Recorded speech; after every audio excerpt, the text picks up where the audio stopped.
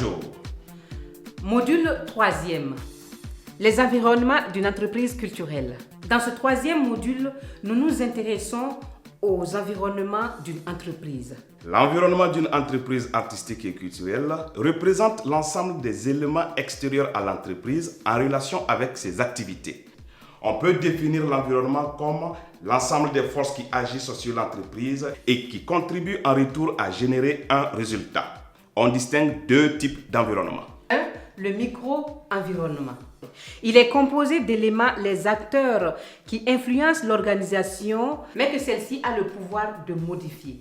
L'entreprise est en rapport permanent et étroit avec le personnel, les fournisseurs et les clients. A. L'environnement interne de l'activité professionnelle. Le personnel. Il permet la production et donc à l'entreprise d'exister en tant qu'agent économique.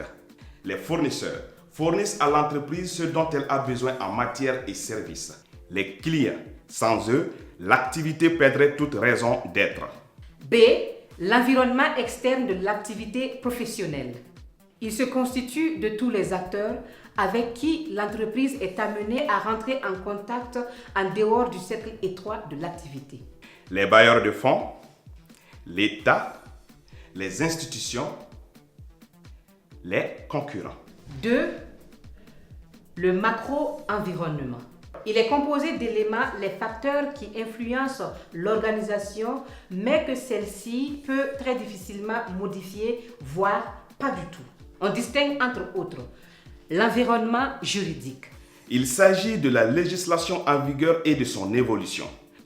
Par exemple, les démarches administratives pour l'entrepreneur du secteur artistique et culturel consistant à enregistrer leurs entreprises et à acquérir les autorisations nécessaires, permettant ainsi à l'industrie culturelle de se mouvoir au-delà du secteur informel.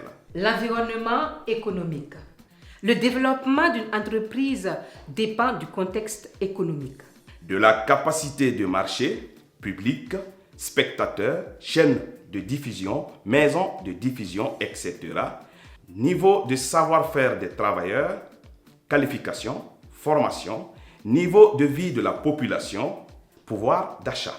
L'environnement socio-culturel. L'entreprise doit tenir compte des changements survenus au niveau des comportements sociaux, culturels et religieux pour mieux être acceptée et intégrée au sein de la société. L'environnement technologique. Il s'agit des techniques et technologies en vigueur et de leur évolution.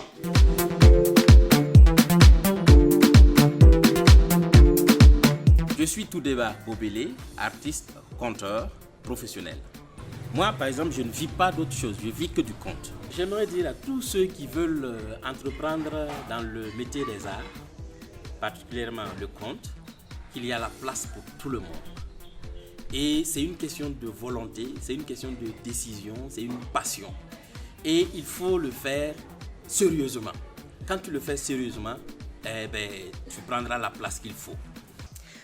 Voilà, nous sommes à la fin de notre module sur l'entrepreneuriat artistique et culturel. L'ONG Terre des Hommes Italie, avec le soutien de l'Union européenne, réalise des capsules de formation sur l'entrepreneuriat artistique et culturel à l'endroit des jeunes porteurs d'idées d'entreprise résidant dans les villes concernées par le projet. Pour être aidé dans vos projets, veuillez vous inscrire aux adresses e-mail suivantes en fonction de votre ville de résidence. Au Burkina Faso,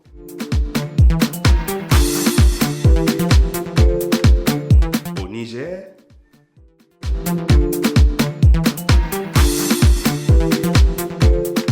suivez-nous sur les réseaux sociaux Facebook, YouTube et Twitter.